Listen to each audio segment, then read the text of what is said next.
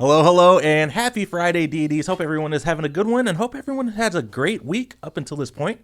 I'm Isiah, and Killgoon is back with us today. Yes, I have not had a great week. Yeah. Sorry I missed the show on Wednesday. I was dealing with some plumbing issues at my house last minute, but they are almost resolved, and I am back. So Almost in the clear. glad to be back. I'm enjoying reading chat already. Right before we went on, somebody asked, lore-wise, does anyone in Smite beat Cthulhu? And we were like, I wonder who would beat Cthulhu. I think maybe Atlas. That's my guess, because he controls the whole world. I don't know, maybe. But yeah, glad to be back. Glad to talk a little bit of Smite. Yeah, we're ending our week off right with another edition of Titan Talk. Been kind of slow on the patch front because we talked about it a little bit earlier this week. Not going to shake things up too much. We did have a balance patch that we went over on Wednesday, but playoffs are this weekend. Playoffs. This is a very famous sports meme. If you don't know why I do He's that, like, why is Killgoon keep saying playoffs like that? It's in a post-game interview, a reporter was asking an NFL coach, I think it was, like if their team was going to make the playoffs or something, or how they were feeling about the playoffs, and they had just lost a game. They were like 0-5 on the season or whatever. And he's like playoffs? Why are you talking about playoffs? Anyway, it's very amusing sports meme if you are a sports person. Yeah, well, with the super important playoffs coming up this weekend, we thought it'd be fitting to kind of start the show with a quick kind of segment about esports, give people some insight into, some of the other regions that have been playing, as well as just bring out the bracket and talk through things. Yeah, I just wanted to go through this real quick. I know that last time we went through it in super depth. I just kind of want to give an update on what you could tune in for and who's still in the bracket to watch this weekend. Real quick, we did run a tournament in the APAC region that was just cash prizing because we know that there are players there who wanted to compete in competitive Smite 2 esports kind of thing. So just wanted to kind of acknowledge these teams and these players. Yeah. Our champions of APAC were Sunday School. These players, they don't progress forward in the road to Vegas. This was just a cash tournament for these players. So this is the end of their season. So congratulations to Sunday School for winning. And then second place was 99% Engage. Third place, Apes Together. And fourth place, Fish? Fish? Yeah, I know. I've been loving seeing all the other regions get a chance to compete. And we've had the playoffs broadcast, with the help of some of our other partners and community broadcasters and stuff like that. So huge shout outs to those folks as well for showing us all the action from all the other regions as well. Yep. And then we also had a cash tournament in Brazil.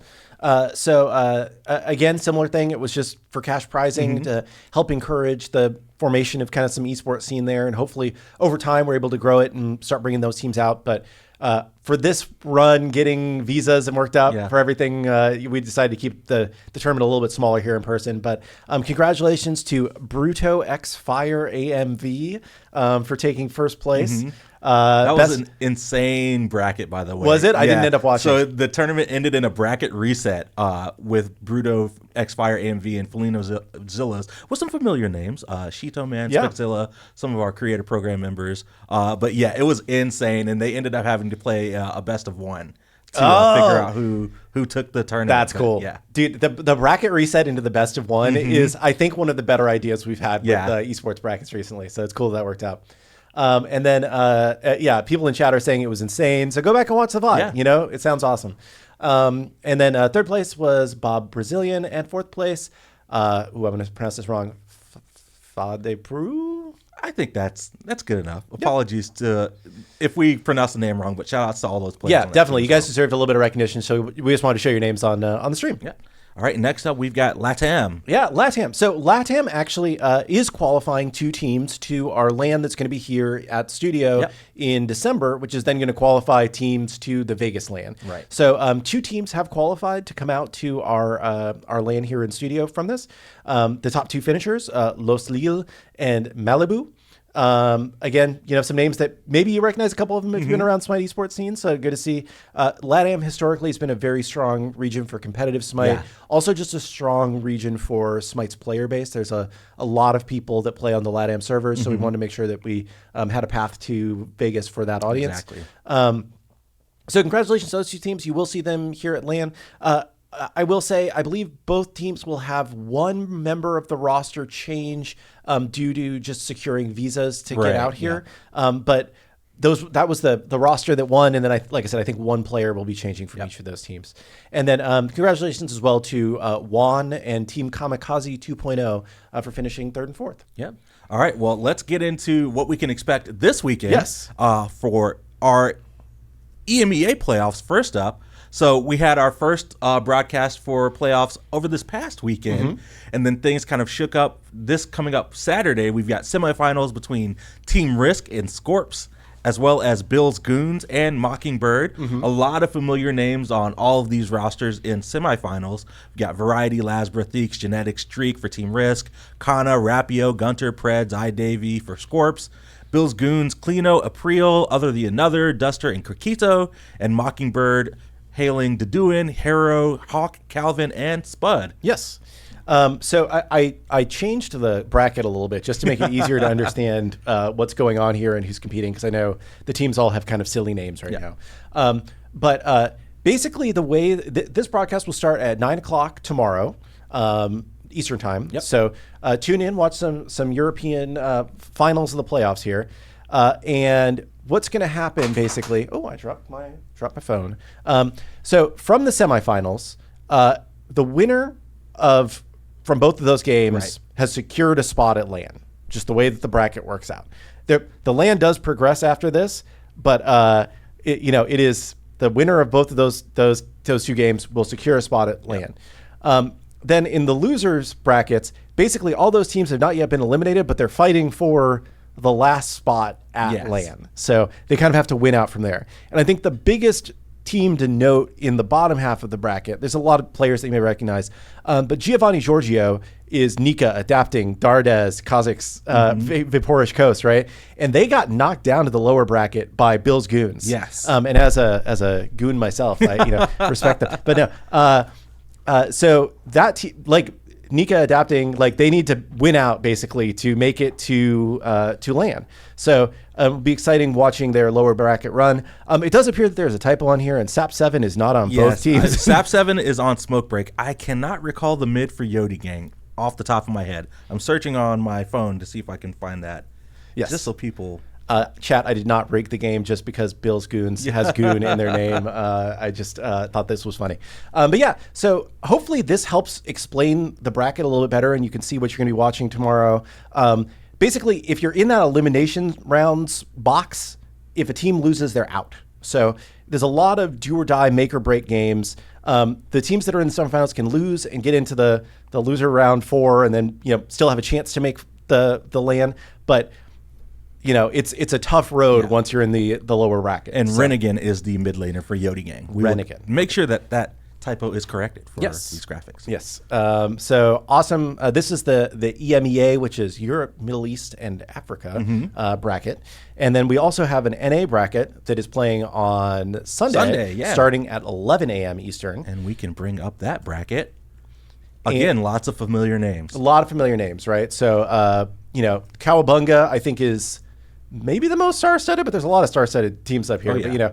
But, Solo Troll, Panatom, Paul, Aurora, Yarkor, very powerful teams here. And so in the semifinals here, we have Cowabunga, we have Food Drive for Globe facing off. The winner of that game earns spot at LAN. Food Drive for Globe, can't talk today, is Karmic, Valo, Globe, Hoppen, and Tigvir.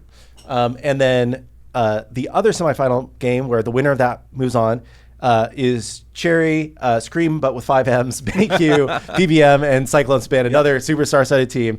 And then Scrumptious is Haddix, Nog, Shinto, Wrongyu, and Zapman. So just a lot of really strong teams here. So the winner of both of those games will come to LAN. And then in the lower bracket already, we have Borscht, which is Fine OK, Rat Milk, Baskin, Awesome Jake, and Pagon versus Name in Progress, which is Arc Atlas, Party Person 123, Kaidon, Mid Laner ST, and Hostile Puppy 601. And then the other loser round 3 game is going to be Kitty Party, which is Delny, Slightly Small Andrew, Yangaru, Panda Turtle, and Donut Doug against Mr. Play-by-Play, which is Snatty, Layers, Krim, Revo, and Zaxi. A lot of SPL players on all of these teams, right? So, these are going to be pretty sick games all day. There's, it's only bangers left, I think. Right, so, and everybody's playing for a spot here in LAN. So, again, the top basically, if you win semifinals, you're coming to LAN. Yes. If you survive the lower bracket, you're coming to LAN. Yep. And then we'll be qualifying with the top 3 NA teams, the top 3 EU teams, and those 2 LATAM teams that I mentioned previously. We'll qualify for 6 spots at Vegas. And that's what everybody's here for. Yep, and I believe that In Studio LAN is the weekend of December 10th. That sounds right to me. Lots of esports happening, but we're almost there. We're almost to Vegas. Yeah. So we've got playoffs this weekend for EMEA and NA, In Studio LAN, and then Vegas. We've only got 3 stops left, which is insane. Yeah, dude, it's like 4 weeks till Christmas. Yeah. So time is flying. But yes, I would say I didn't want to spend too much time on the esports stuff today. Yeah. I know that people tune into the show largely because they want to ask us questions and talk to us, right? But I just wanted to review everything and make sure everybody knew what was coming up this weekend because it's kind of our last weekend of esports until the In Studio LAN, and then that'll be the last weekend of esports until Vegas. Yep. So if you want to see some Smite 2 esports, we've got a lot of really good players left, a lot of really good matches this weekend. Should be really hype. Yeah. Starting at 9 a.m. tomorrow for the European bracket, or excuse me, the EMEA bracket. Yeah. And then at 11 a.m., I believe, on Sunday for the North American bracket. Yeah, cool. So. Well, that was all that we had prepped. Don't have a whole lot of patches or patch notes to go over because we're keeping things kind of chill because playoffs is this weekend. Yep. So, and then next week should be, I would say, I don't want to say a bigger patch, but a major patch because 3 gods will be coming out next week, right? We have Cupid, Thor, and Poseidon. Yep. Who we showed off on the last show. Well, I didn't, but Lermy and Isiah showed off on the last show. And we are running flash tests right now. Yep. So we had flash tests yesterday and the day before as well. Yep. And I know that Lermy's working on some balance as well. Yep. That should come out alongside. We briefly touched on some of the balance stuff. It's still work in progress, but the plan is to have a larger balance pass in that closed Alpha 7 main update next week. And I believe we're targeting Monday morning. Yes. So probably by the time you see us again, you will already be playing with these You'll new be gods. in game with Thor, Cupid, and Poseidon playing some Smite 2. It's nuts. And with that, I guess we can start taking some questions. Let's do Q&A. Yeah. I will say, I'll answer this one right here because it's the first question I see on my screen. When can we see Joust, or at least assets? So Joust is work in progress right now. We're making the map. It's coming along pretty nicely. I think the big thing that is preventing us from showing it to you all is that we're trying to make a decision on kind of the overall lighting, tone, feel of the map right now. And it could go 2 very different ways based on the way that the map is designed. And historically, when we show you guys 2 very different things, 50% of people like one thing, 50% of people like the other thing, and they're upset that they didn't get whatever the other thing was, right? So we want to just try and settle a little bit more with a smaller group on what do we think the best lighting approach is. We're running it by ambassadors and stuff. It's not just us, right? It's people from the community as well, but just not the entire community. Getting a feel of like which direction do we think is best. And then as soon as we're a little bit more locked in on the presentation, then we'll be happy to show it to everybody. We just don't want to like give these 2 kind of drastically different lighting examples to everybody right now. I've been pushing for it though, chat. So soon, hopefully we'll be able to lock this down. Yes, Isiah asked me at least once a week, can we show Joust? Can we show Joust? Assault was in the flash test. Was that intentional? That was not intentional. So you guys got a really early sneak peek. So I'll say like, probably not too surprising that like it's what we said it was going to be. It's the mid lane of the Conquest map, but we're playing with Assault rules, random gods and whatnot.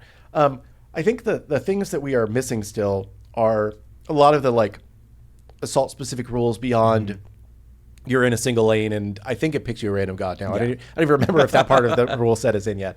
But like things about god trading, getting rerolls on your random god. We're actually talking about maybe changing that bit up a little bit for Smite 2 and making that a little bit more interesting. Not huge changes, but just little tweaks.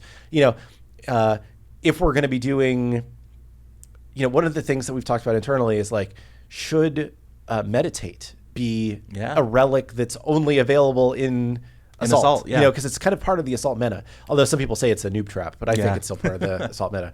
And we do have the mushroom now, right? Amanita charm. Yep. So maybe that fills that role, or So anyway, it's very work in progress. We aren't done with it yet. We weren't quite ready to turn it on yet. But the queue is on, and we don't mind the quick look at it. But it will be polished up here. Should be coming in January alongside Joust is the current plan.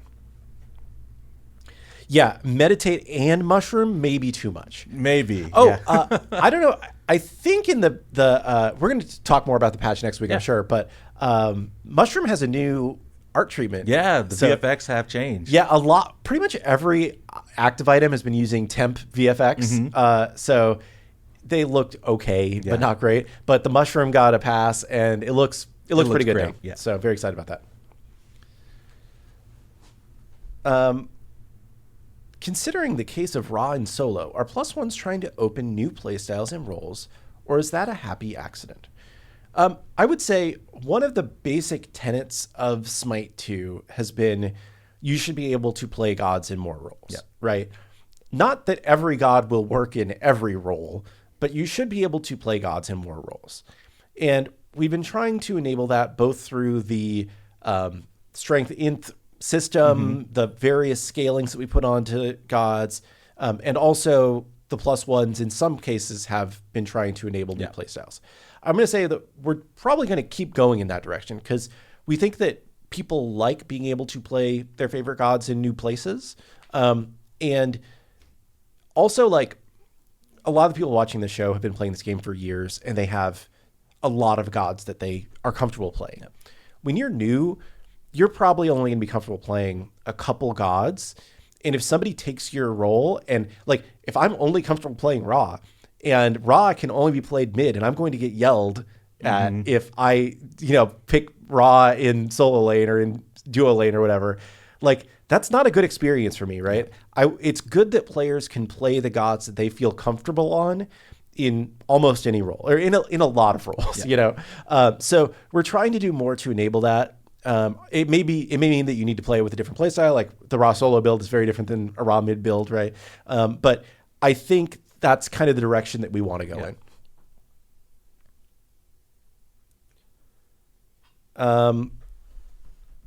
Any update on Uller? If so, what are some exciting +1s that have been thrown around? He is still in development. He's been in playtests. He does not currently have his +1 in our playtest. It just kind of has the base kit stand up. So there was some talk internally this week about what would make an interesting +1 for him. I think they have a couple pitches that they pitched to the esports players and the ambassadors. Yeah, I saw, and even in our internal channels, I saw Aggro asking around with the rest of the design team, and they were, shooting some ideas off of each other to try and figure out some cool +1s, but nothing locked in for Uller just quite yet. Yeah, I think I'm not a designer. Don't take my word for it, but I would assume that Uller is kind of almost like Thor in one of those, like, the kit's just pretty perfect. Yeah. There's not a lot that we're going to do to change it. Whereas I saw what AJ's cooking up for Vulcan, and I'm like, dude, what the? Insane. Yeah.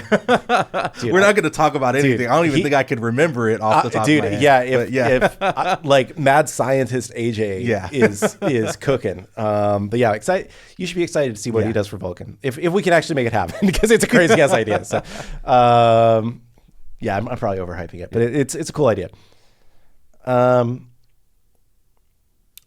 Any thoughts on a rune system to alter gods' playstyles, like 10% less damage? Take 10% less damage as a rune to select on Ra. So I have some experience with systems like this in Paladins, and also DKO had. I think they were actually called. Were they called runes in DKO? Which I wasn't super duper involved in DKO. I was pretty heavily on Paladins for a couple of years. But I think what we have seen with those kind of like small change runes, that kind of a thing, is that either it doesn't feel like it's doing anything, or it's so impactful that you end up being like, every time I play this character, I need to have this exact rune layout, or else I'm being dumb. I'm not playing this god the way they're supposed to be played, right? I think that there are potentially some creative things that can be like, okay, they can enable alternate builds and yada yada. But I think the specific, small rune approach, we're kind of less interested in versus something that has more clear play style change implications. So I think like, like again, kind of the Paladins example, right? Like I think talents were more interesting than the cards were. In the cards, kind of, it was like there's a best card build for whatever talent you want to play, right? And it's just like we should have just looped those together probably because the extra, percent benefit you get from fiddling with I need this card at rank 4 and this card at rank 2 was pretty slim. The other thing, again, not for this audience, but for the vast majority of players, most players do not want to fiddle with that stuff, right? Like even people that play the game very regularly do not want to go in and make those kind of granular decisions every game from our experience. And like we have statistics on both Paladins and DKO, how often players would go in and change their card loadouts and relics and whatnot. And there was some staggering thing, like I want to say, I'm just going to throw out a number, and this is probably wrong, but this is the number that sticks in my head. I want to say that of the players that have played more than 20 hours in the game, 70% had never made a card loadout. They just played with whatever the default was, right? So talent's really good, I think. I think the more granular runes, cards, maybe less good from my personal perspective.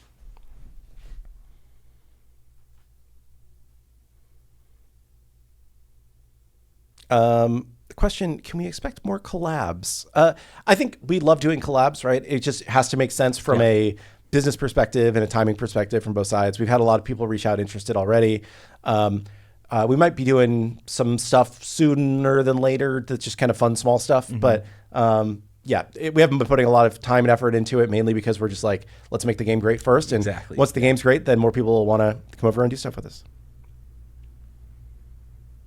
Ooh, this is a good one. Will we be able to go into practice with different god skins to check them out? I know this is something that we added to Smite 1. I'm not sure if it's in Smite 2 yet, but that's good feedback. That's good feedback. I will take a note on that one. Oh, I don't have my phone because I dropped it on the ground. Yeah, okay. Take a mental note, Okay. Somebody wants a Skylanders collab. Is that even still a brand? I'm not sure. Huh. That's funny. I haven't heard of Skylanders or Spyro in forever. Any matchmaking updates? I don't think we have anything immediate for closed Alpha 7. I know Max is working really hard on some updates. I'm not sure when those are planned, though. But Max is cooking, and I'm sure whenever that stuff is ready, we'll have him back on the show to talk through stuff. Yep. Similar question about going into practice with a partner. Have to. I guess you would want it to be like if you're in a party, you get dragged into practice. Right. Yeah. Yeah. I will say, if you're trying to test things, practice is not always accurate. There are certain things that are broken only in practice because practice happens locally on your machine and not on the servers. So there are certain things that require the servers to work properly.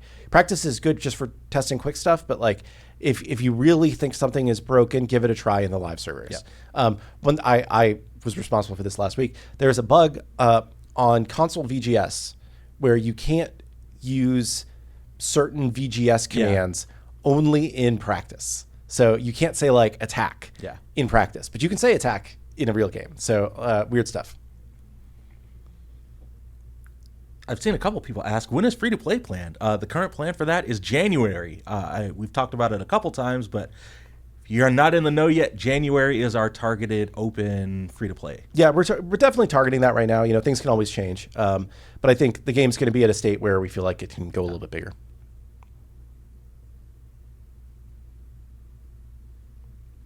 Yeah, we are targeting beta for January as well. Yeah. Text chat is in progress, not in CA7. Text chat, I believe that we will have hopefully a first version of it in the next update after CA7. So not the patch that comes out on Monday, but the patch that comes out on December 10th. Yes. Have you thought about removing inactive Smite 1 accounts that have no playing time at all, since there are many accounts that have usernames? It's a shame they are inactive. In Smite 2, you can just change your platform account, and you can use that as your name. So it shouldn't be as much of an issue. Yep.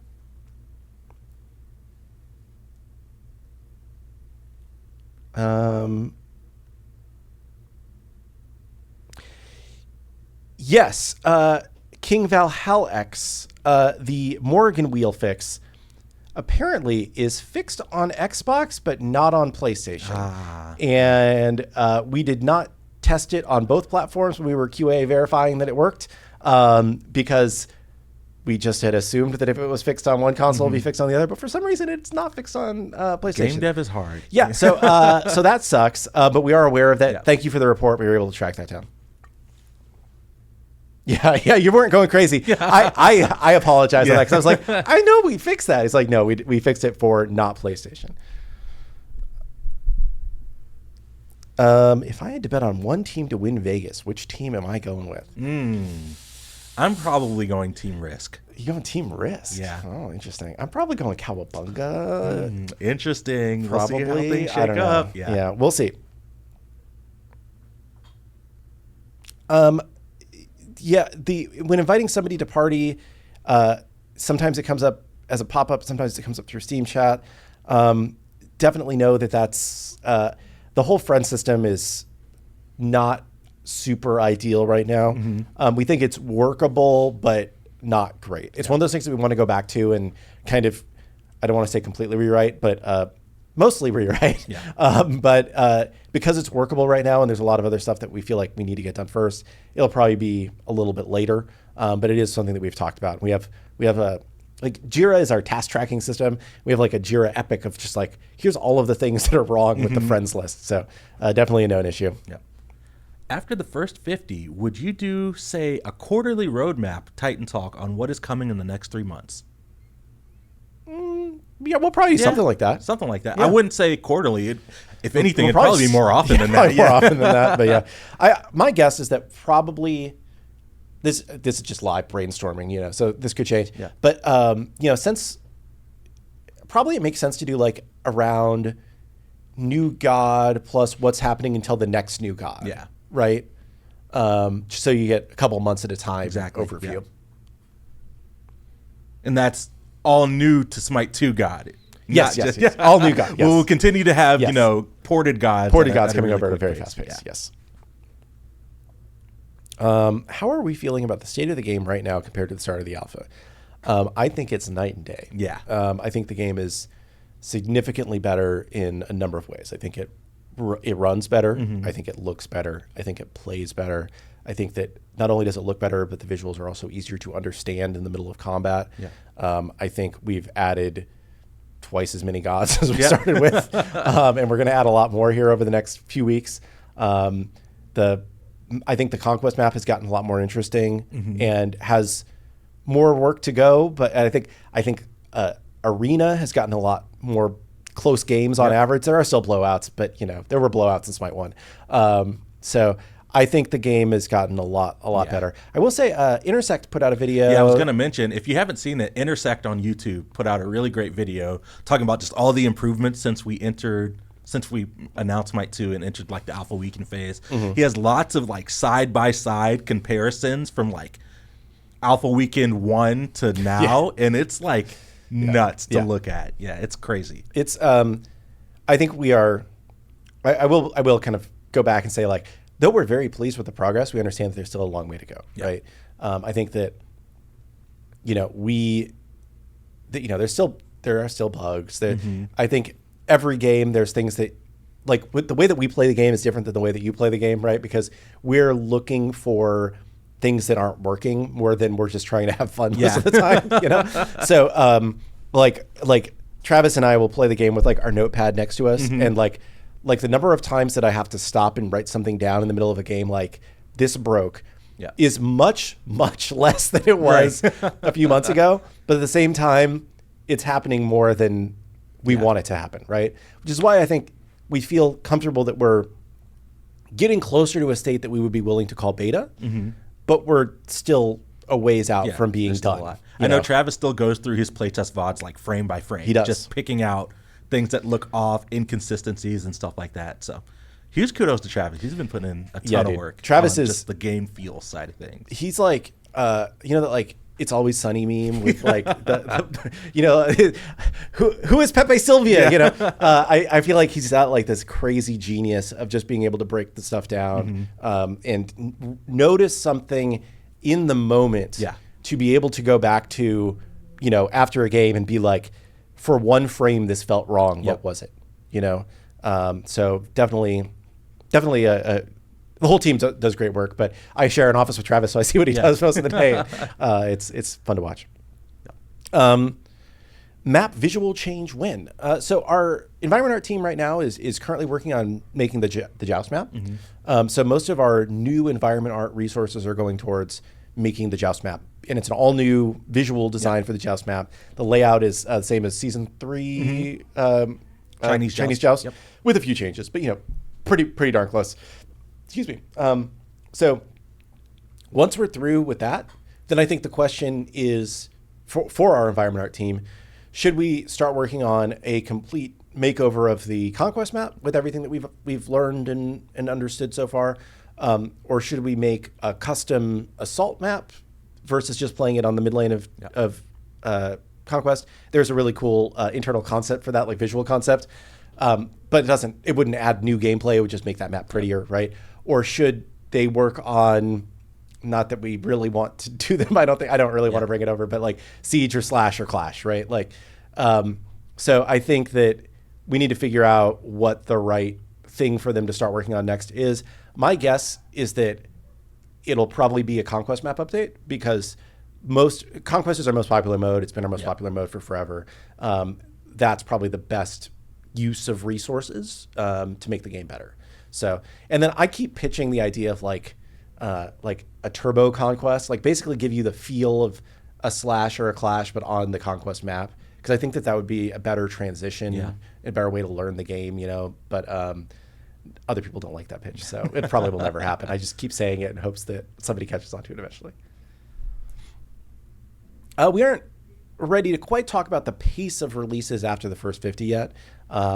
Just because that's been our main focus. I can say that they will continue to be very fast, right? We won't be shipping 3 every 2 weeks, because we'll be through the, I don't want to say easy gods, but the easier technically to implement gods. And it'll be things that take a little bit more effort, but we will still be going very fast and much faster than we were going earlier this year. Hey, somebody likes my Turbo Conquest. Nice. Thanks, Razanik.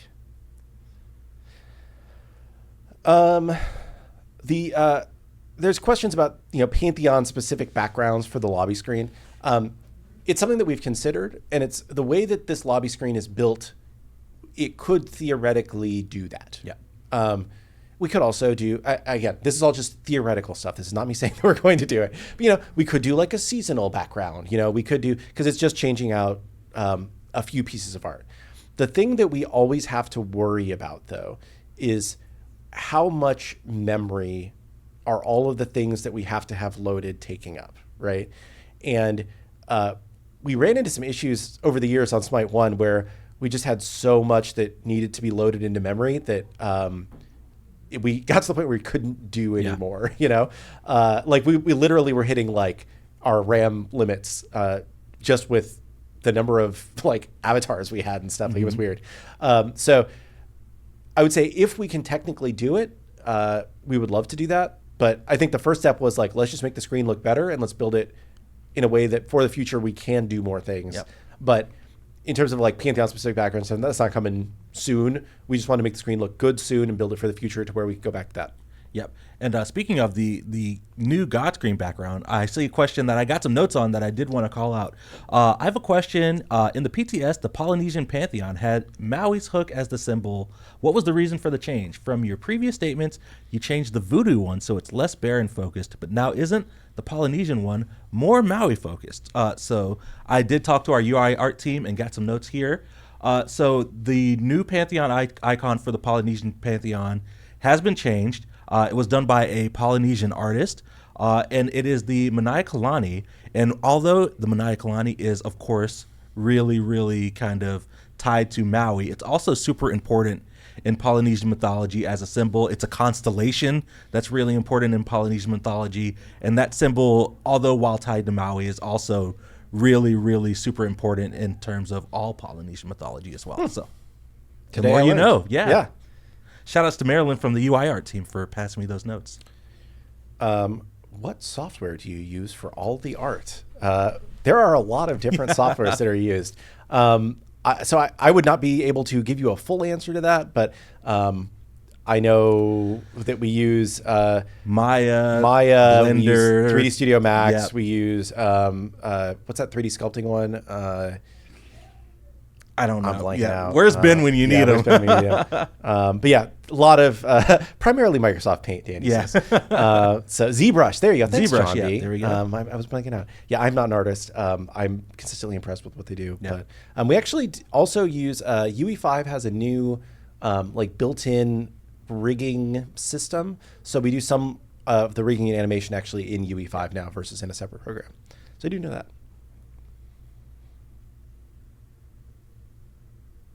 A lot of questions about Jean-Qui. We have not started thinking about Jean-Qui yet.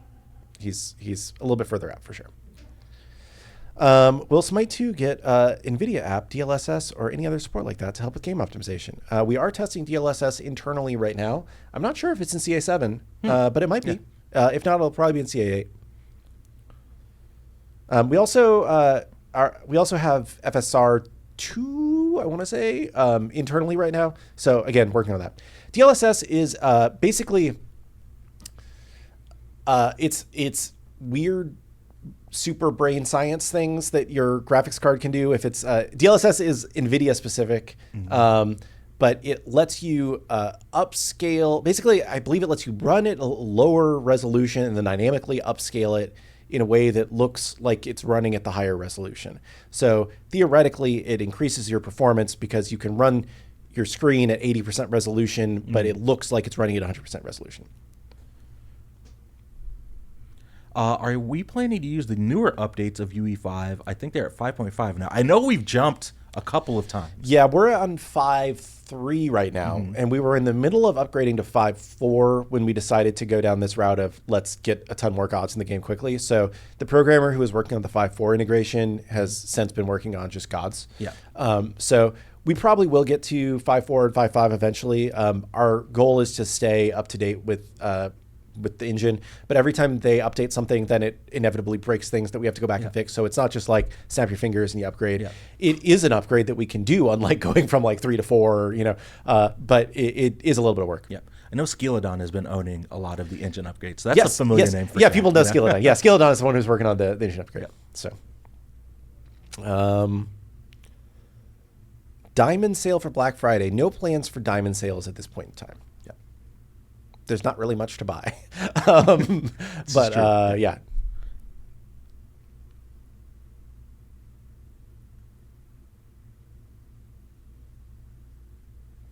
Are you aware that if you set up a game versus AI, it won't let you surrender?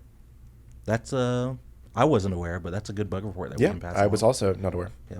I know there was another thing I saw in chat about the AI sometimes getting hung up just looking at jungle camps and not clearing them, and I believe Ivan is already looking at that. Yes, yes. He keeps working on making it better, and I think in a lot of ways it is better than the Smite 1 bot AI already. So, yep.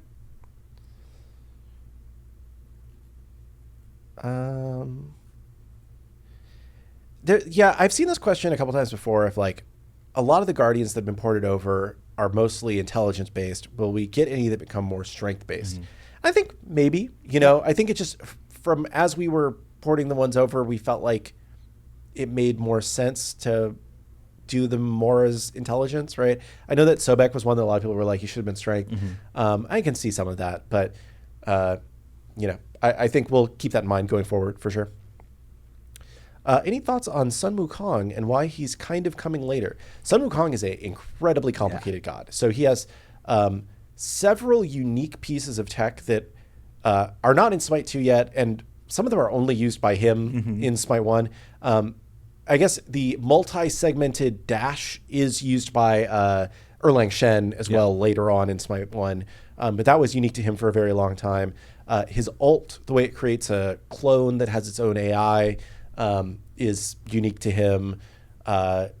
Also, the fact that the multi-segment dash transforms you into a different form. He's kind of a shapeshifter. Yeah. From an art perspective, he's not just one model. He's like 5 because it's him, it's the cloud, it's the boar, the eagle, and the tiger, right? So it's both a difficult god for art and tech to bring over. He is a very iconic god, so we want to get him over sooner than later for sure. He's always been very popular and really fun to play. One of my favorites. I played him in the Titan Forge tournament several times. Right? They say you're not a MOBA if you don't have some Wukong in it. So we got to work on it. So. Yeah, it's like if you're not a hero shooter if you don't have a character named Ash. Yep. And you're not a MOBA if you don't have some Wukong. So yeah, I think we're aware that he's a highly in-demand character. Yeah. Would we ever consider changing Wukong's dash targeter to be how Morgan Le Fay selects her AO1? I would say no. I would say Morgan Le Fay's AO1 is much less intuitive for the average player, and especially on console is much harder to use.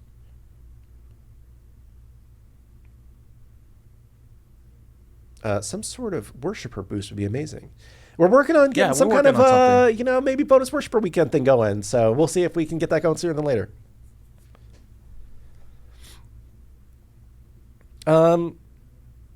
What has been your favorite +1 added to a god so far? And were there any +1s that were cool in theory but would not work in practice?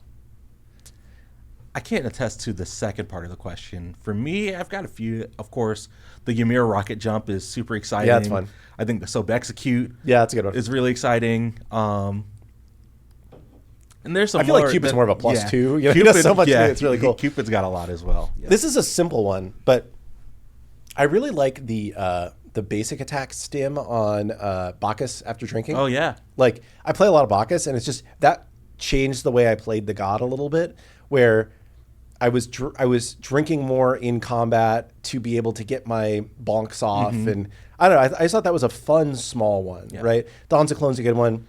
I will say a +1 that's cool in theory but would not work in practice. I pitched this one multiple times, and everybody's like, "This is a dumb idea," and here's why it wouldn't work. I've frequently said that it would be cool if, for Khepri, you could pluck an ally to save them. Right? And like shield them or something as you're pulling them away, or make them Aegis or whatever. And basically everybody's like, it is so annoying to be like trolled by your teammate, right? If my teammate could just like yoink me around whenever, like they would totally just troll and use it to be a toxic person. So I think it's a fun idea, but would be abused. Throwing the Baron's Brew is also really good. Yep. My randoms would troll me. Yeah, I think that like there's people who are like me who are like, no, that's so cool, and I would only use it altruistically. And there's people like, I would destroy my friend's day, and it would be great, So it's a fun thing. Any plans to increase the volume of some of the quieter voice packs, such as Odin and Herc? We are still working on kind of getting all the audio balanced, right? So if there are people that you specifically feel like need that, we can definitely take a look. But Odin and Herc, I'll take that note. Yeah. Speaking of audio, I think I saw something about adding music back to Arena. I know that's something that's in progress as well. So.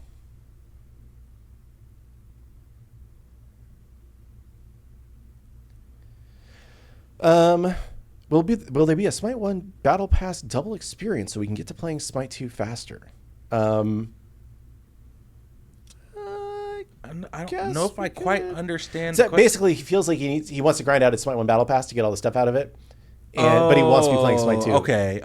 That makes sense. I know we did make the change to where if you just buy the Battle Pass. Yeah, but the new one doesn't have skins. That's true. So I get that. We can talk about it. Hadn't thought about it. So I maybe shouldn't answer this, but I know Slash isn't anywhere near as popular, but is it going to eventually come back? It was my favorite semi-serious mode. I see a lot of people say it shouldn't. We are not committed to whether it is or isn't coming back. We feel like the things that we absolutely have to get in first, right, were the two biggest modes are Conquest and Arena. We got those in, right? Then after that, Joust and Assault are pretty close in terms of popularity, and you can make an argument for either one. So those two are coming over. And then it's a pretty big drop-off to Slash, or back when we had Siege, or back when we had Clash, right? Those are much less popular modes. I think for those modes to come back over as they are, we would probably need to have a pretty big player base to be able to justify adding another queue to the game. I think, and also, the work needed to bring over the mode, right? I think that they are very fun modes. As I mentioned a little bit earlier in the show, I've thought that it would be maybe more fun to do kind of like a quick conquest that you could play on the conquest map that gives you that same feel of like it's semi-serious, but it's not, ultra serious that you get from Siege or Slash or Clash. So yeah, I think that like really our focus is on these first modes that we're trying to get to. Maybe we'll come back to those eventually, but yeah, that's kind of where we are. Yep. I love the Juggernaut as well.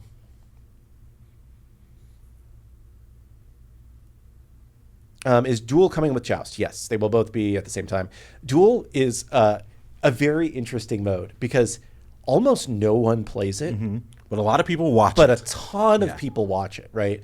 Like a lot of our content creators are just Duel content creators, right? So it's a very interesting mode from that perspective. But yeah, it will be coming back at the same time.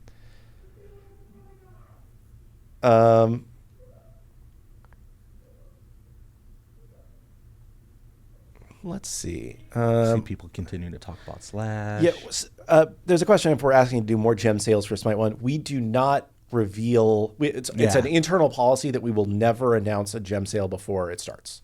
So I cannot tell you if we are going to do another gem sale for Smite 1.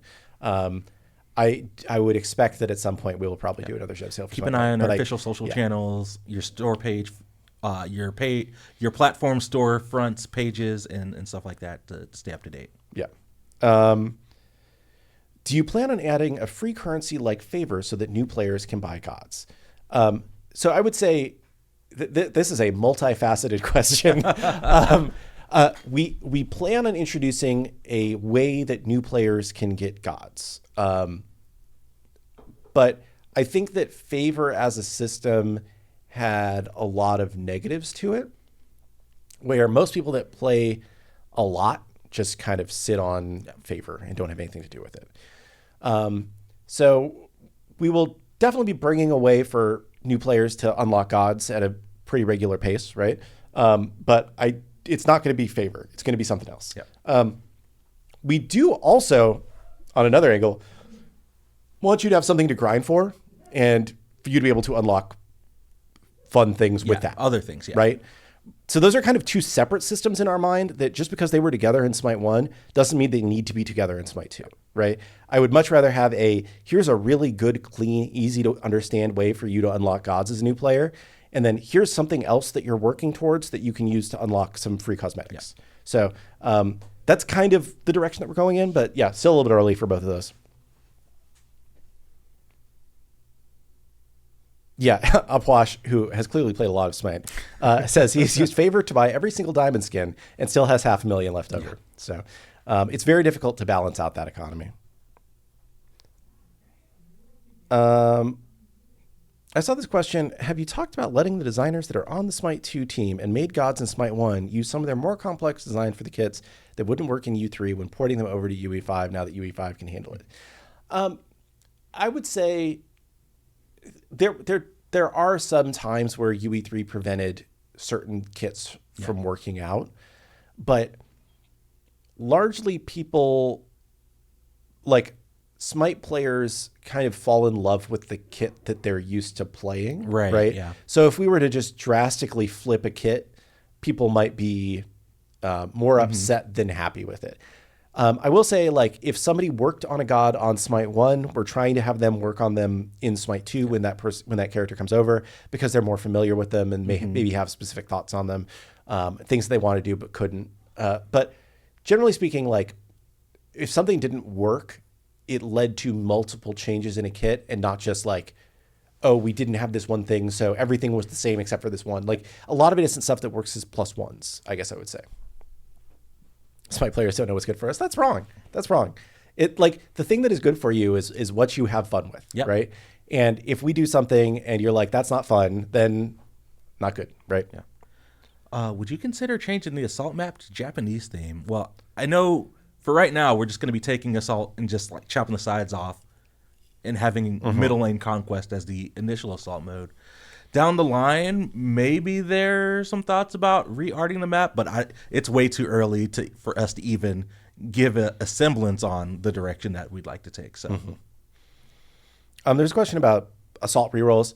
I'll say we are looking at a number of different ways to make assault rerolls more interesting in Smite 2. I won't comment exactly on your idea, but one of the things that we are considering among many other things. Yep. The Titan healing a chunk of its HP when its aggro is reset is something that I think we probably just missed. So we should follow up on that one if it's not doing that right now.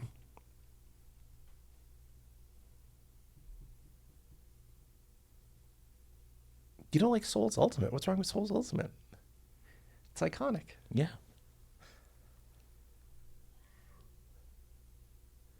Game mode where it's assault, but with 2 people. Like 1v1 assault or 2v2 assault? What are you looking for here? Yeah. Will God Ascension Passes get bigger later, or will they always stay like this? And will something change, and will change something on prices?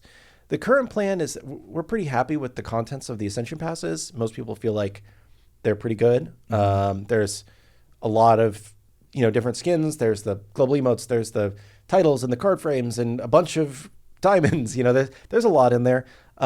We don't anticipate making many changes to it at this point in time. There's nothing that we have planned. We also think the pricing is pretty darn fair when you look at all the stuff that you get in there. We probably will have a way to occasionally get a Ascension Pass without giving us money at some point in the future, right? But the vast majority of your Ascension Passes you will probably end up purchasing. A year-long season pass that unlocks all Ascension Passes for gods that year. So I'm going to tell you 2 reasons why we will not do that. The first one is we did something like this on Paladins, where we had a season pass that unlocked all of the battle passes for the year. And I liked it. I thought it was a good idea. And at first it looked like it was really good. But I think it had 2 effects on it.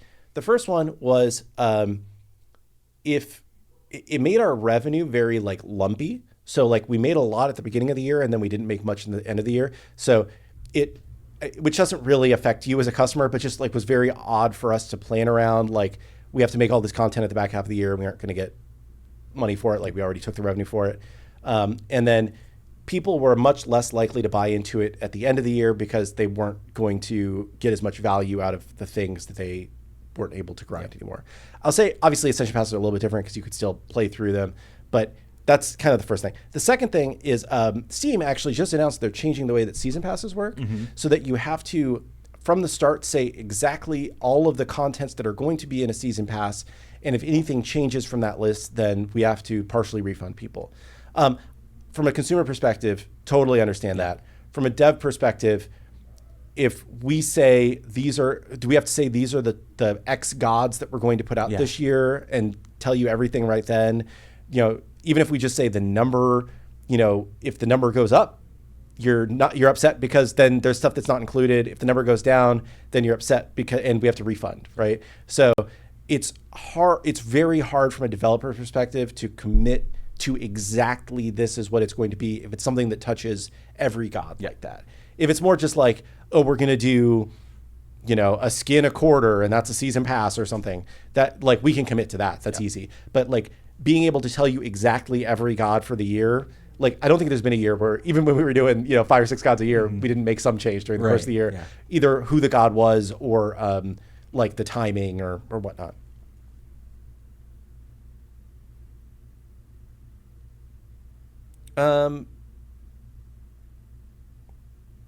There are some people that miss the old diamond skins. I like the new ones better, but I understand the feedback.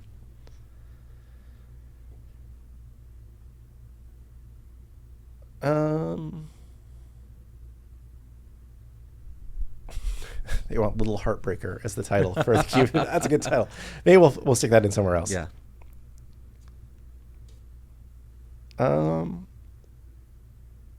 Will the viewer point store return in Smite 2?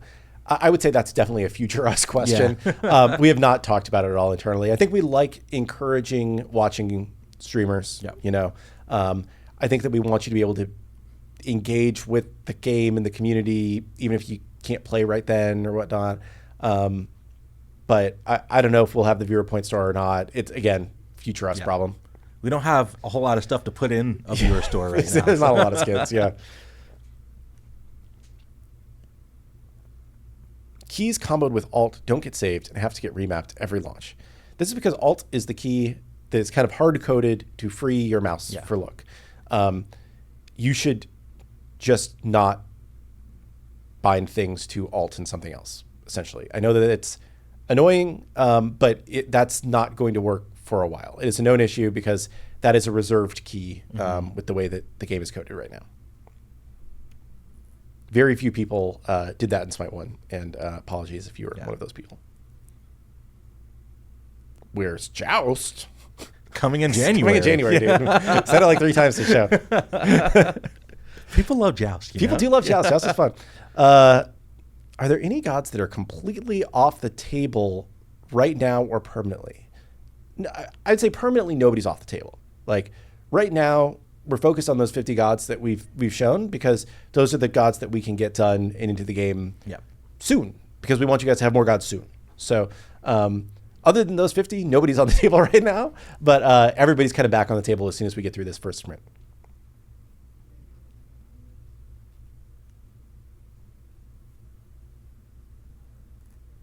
Yeah, some people are mixed on the Opal skins. I think the Opal theme is interesting because I think that I think it's less the implementation and more just like the theme works better on some gods than others. In some gods, I'm like, the Opal is the sickest skin. And some of them I'm like, it's okay. Like I'm not unhappy to have it, and I'll probably use it occasionally, but it's not, super popping. Whereas other ones I'm like, I'm never gonna use the Radiant skin. I'm just gonna use the Opal. Gonna use Opal. Right. So it's like I think the style of it just makes it a little bit harder to match every god in the way that, because it's like a weird, it's like an atypical material. Yeah, right? It's like iridescent. Yeah. We have not thought about Ratatosker's kit yet. So we get a lot of Ratatosker questions in this show. We were talking about that one day. We talked about it earlier. It's the big 5, right? Yeah. Can we expect main menu Hecate screen to be updated like the God screen? I will say that screen will be updated over time. I think the priority for us was updating the God screen. I think the main menu screen probably will be updated the next time we release a new god to replace Hecate with an animation of the new god doing something cool. But I think that's kind of our plan right now. I think eventually we'd like to have more of 3D models on the home screen the way that we do in Smite 1, but just not a priority for us right now. Will I still be able to purchase a Founders Pack after full release? So we're going into the next kind of major milestone for us is beta, right? Yeah. So we're in alpha right now.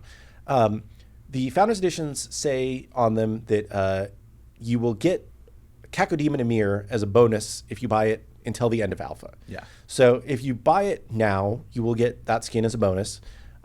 They will stay available through beta for at least the beginning of beta. I don't know forever, but at least through the beginning of beta. But they will no longer include the Cacodemon Emir skin. So you will get more now. I would say, I still think they're a good deal, and you can always upgrade them too. So if you just want to buy the base one now and upgrade it, if you feel like it, you can always do that. Which Smite 1 god sells the most skins? That's a good question. I would say probably Neve. Yeah. There's a few I can think off the top of my head. Like the gods that have a lot of skins in Smite 1 are typically the ones that sell skins really well. So like Neve, Nuwa, Scylla, Yeah. We are simple people. God sells skins, make more skins for God, right? And you reach a limit, right? There's only so many skins that you can do, but Fafnir does not sell many skins. Nobody plays Fafnir, guys. Poseidon does pretty well. Yeah, I would say. When are the Divine Legacy skins for characters like Danza, Herc, and Nuwa coming over? I know you talked about cosmetics being slowly added into the game. So we are not. So our internal team is not actively working on any skins right now. We are going to start working on some skins relatively soon here, just so we can build towards a battle pass type system. We do have a few kind of like contract people that are working on. Basically, the number one thing that we still need to bring over those last Divine Legacy skins is the effects pass. because we have to completely remake the effects. And that's in progress right now for some of those cross-gen skins and Divine Legacy skins. So hopefully we'll start bringing those over again relatively soon, because, like I said, most of the work was already done on those. They just needed the effects pass. So I don't have a timeline for you on those, but we're aware that they're outstanding and plan to get them in soon. One thing that we've been talking about doing is, the way that we put in like the coming soon stuff for gods. We've been talking about it would be good to be able to have like a coming soon for skins, so that we can show you that we know that you own this and you deserve this as soon as it's over here, but it's just not done yet, kind of thing. So we're definitely working on them. Cool. We are past 2 p.m., so time for one more question. All right, gonna let chat fill up. I love how this has just become a bit. It's hilarious. Lermy's balance bit. One more question. We've got lots of quotables. It's been fun. It's been fun. I wasn't sure what to expect when we started doing the show. I was like, we might just do this one day and everybody hates it and never do it again. But no, I'm glad that people have liked it and keep doing it. No, yeah. Ooh, we can talk about this. Are there plans to allow certain creators API access so we can start getting things like Smite Guru or Tome for Smite, maybe around free-to-play release? We've actually kicked off discussions with a few of the notable API users from Smite 1. Killgoon has been working with the rest of the team on getting something set up, because we know this is something that the community has been asking about, and it's been kind of a staple for these community resources that use the API for Smite. Yeah, I can give you guys kind of like the TLDR of this is that Smite 1 and Smite 2 are built on different generations of the Rally Here backend that are basically the multiplayer backend that powers all of Hi-Rez's games, and we've licensed to some external studios, and they use in their games as well. And there is not a concept of a public API in the new Rally Here backend. It wasn't built that way.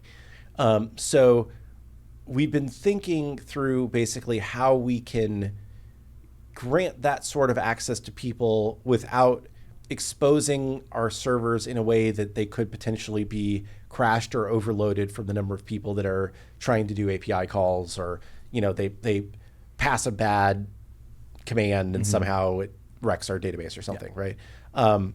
So we wanted to kind of work out the process a little bit with one person to get started with, which is why we worked with tracker.gg, and they were willing to kind of be our guinea pigs and test out some things. But yeah, we would like to give more people access. We're just trying to figure out a way to do it in a way that we're sure won't compromise the database and the game itself in any way. And maybe this isn't the best question to answer, but you always pick the tough ones, I don't know. I feel like people watch this to ask interesting questions, and I feel like we owe it to them to give them interesting answers. And sometimes it's not a great answer, but the Sonic Keyblade says, "Shot in the dark. Would you guys ever consider enabling mod compatibility or support for Smite 2? Not for new skins, as that's your revenue stream, but for UI and other stuff. It would take some stress off the developers." I would say we have been very interested in opening up the game for modding a lot of times over the years, right? We had back in Smite 1 even, we had a long talk about how we could potentially do that, and it ended up kind of falling through. I can't promise that we'll be able to do that, but we've talked with a couple kind of middleware providers even that would help make that possible. I think that we would love it if you guys could make your own modes, or if you could even if you could like design skins and then we split the revenues or something, right? Like I think that there's a lot of opportunities for people that love the game and have talents working in the space to make something for the game, right? And then we both can profit off of it, or just get the visibility off of it and whatnot, right? Like definitely not something where we're trying to take advantage of anybody, but like I think that we would love to be able to open it up that way. I'm going to say more hard than you would think to get to that point. But we've talked through some of the kind of building blocks to get there, at least. It's probably still, over a year away if it happens, because we got so much other stuff we got to get done in the short term. But I think it would be a really cool thing, and we would love to do it. Yeah. Cool. Well, I think that wraps up our show for today. Killgoon, Yeah. So glad to have you back on the show. Thanks for hanging out with Glad an to be hour here. for Titan Talk. Chat, thanks so much for hanging out with us. A lot of great questions today. So, again, we've got playoffs happening this weekend. Tune in tomorrow at 9 a.m. Eastern for EMEA, as well as Sunday, 11 a.m. Eastern for NA. We will qualify our last 6 teams for our in-studio LAN happening December 2nd. It's going to be really hype chat, so be sure to tune in. I'm going to tune in. Yeah. So until then, we will see you all on the battleground. Hope everyone has a great rest of the day and a weekend. And until then, we will see you next time. So peace.